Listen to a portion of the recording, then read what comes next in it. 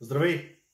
Аз съм Иван Калев и днес ще говорим за участниците в магически огледала. Участник 1.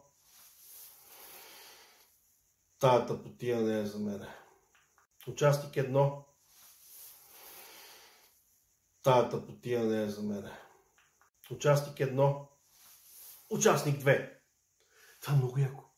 Искам да участвам. Веднага се включвам с всичко. Участник 3.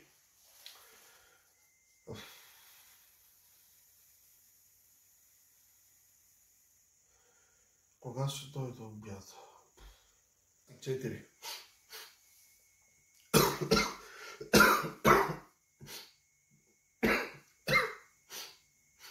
Наистина. Тата просто беше... Не мога да го опиша.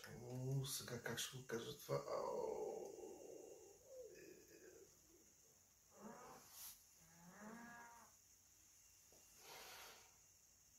Казах го.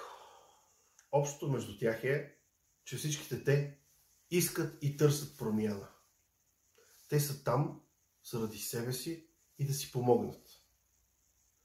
И накрая, запитай се. Дали това, което видя, не беше един и същи човек?